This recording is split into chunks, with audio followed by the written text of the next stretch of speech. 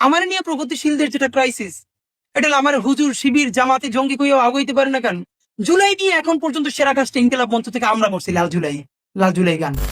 এবং শাহবাগীরা দুনিয়া যত অসভ্য ভাষায় গালিগালাজ করতে পারে তার থেকে অসভ্য গালিগালাজ আমরা করি।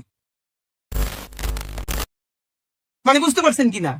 আমি চাই এই সমস্ত গালিগালাজের গুণাগুলো আল্লাহ আমারই দিক, আমার ভাইদেরকে দিক। তার বিনিময়ে অন্তত শুধু মুসলিম পরিচয়ে যে ভাই বোনগুলো বিশ্ববিদ্যালয়ে, রাস্তায়, মহল্লায় দিনের পরে দিন নির্যাতিত, তাদের জুলুমের আসান হোক, তারা স্বাধীন নাগরিক হিসেবে বাঁচুক। তো আমি আপনাদের সাথে অনেক আজে বাজে কথা বললাম, সিরিয়াস আলাপ না নেন, ভাই বেড়াদের হিসাবে মাফ করবেন। আপনি যদি প্রপার হোমওয়ার্ক করে প্রপার অ্যাক্টিভিজম করতে পারেন, অবশ্যই ইনশাল্লাহ এটার ইম্প্যাক্ট তৈরি হবে, আজ হোক কাল হোক।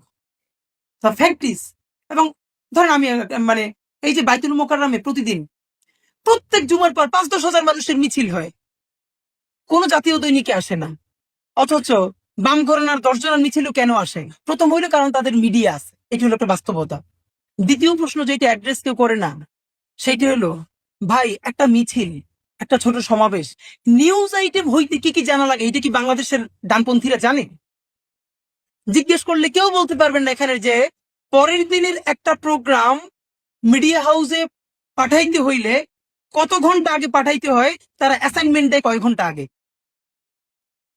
বলবে কি কোনো নিউজ আসে নাই? ভাই পরের দিনের প্রোগ্রামের অ্যাসাইনমেন্ট প্রত্যেকটা মিডিয়া হাউস আগের দিন বিকেল 5টার মধ্যে শেষ করে। এটা ফোনে বললে হবে না, পুরো প্রোগ্রামের রাফ সুন্দর ভাষায় আপনাকে মেইল করতে হবে 5টার আগে।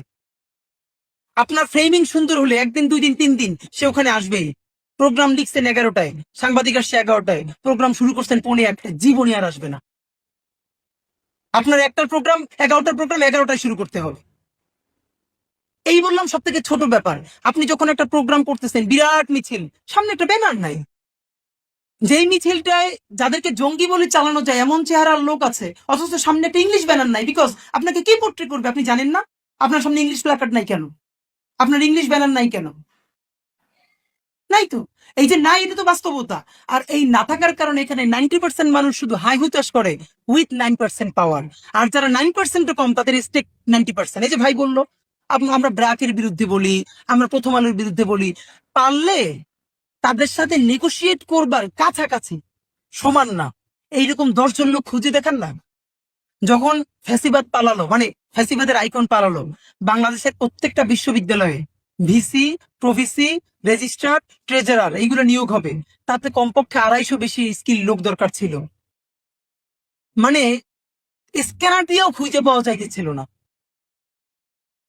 আপনি স্কিল রিপিট করবেন কি দিয়ে ভাই?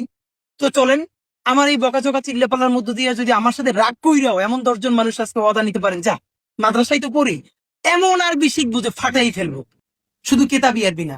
আপনার আজকে যে মিছিল, আপনারা আমরা মাইক্রোফোন ধরবো, এই মিছিলের 3 মিনিটে ব্রিফ আপনি আরবিতে বলে দিবেন, যেটা আল জাজিরায় পাঠানো সম্ভব, সিএনএন এ পাঠানো সম্ভব, মধ্যপ্রাচ্যের ইগুলোতে, এম্বাসিগুলোতে পাঠানো সম্ভব। বাংলাটাই করেন না, দুর্দান্ত ইংলিশ। মানে আমাদের কিছু ভাই টুকটাক ছবি তুলে আমাদের প্রোগ্রামের, ভাই জীবন দিয়ে দেবো লাগলে কিছু বলবেন, আপনাদের থ্রেট করছে। আমি কিছু একটা কাম করো, জীবন দেওয়ার কাম নাই, তুমি তো মোটামুটি ছবি তুলতে আগ্রহী, তবে একটা ফটোগ্রাফি কোর্সে ভর্তি করে দেই। না ভাই এটা পারবো না। মানে জীবন দিতে পারবে, ফটোগ্রাফি শিখতে পারবে না। আমাদের দরকার ভিডিওগ্রাফার। কই তোমার একটা কাজ করি, আমি 5,000 টাকা দিয়ে ভর্তি করি, আমাদের তো লোক নাই, দেখো না তুমি একটা কোর্স করো। তখন 10টা এক্সকিউজ। সে জীবন দিতে চায় কিন্তু সে ভিডিওগ্রাফি শিখবে না। ভাই যে ফটোগ্রাফি পারে সে বাংলাদেশের 10টা ফটোগ্রাফারের একটা ফটোগ্রাফার হবে ভাই। ভিডিওগ্রাফির মধ্যে 10টা ভিডিওগ্রাফারের একটা ভিডিও, মানে সে সব একটু একটু করবে, কোনোটা ওস্তাদ হবে না। তা আপনি যার সাথে ফাইট দিতেছেন সে তো ওই লাইনের বাংলাদেশের 10 জনের একজন ওস্তাদ। এখন তো মাল্টি ট্যালেন্টেড হওয়ার দিন নাই, এখন তো স্পেশালাইজেশনের যুগ।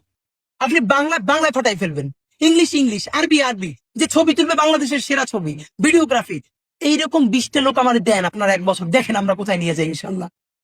কিন্তু লোক নাই।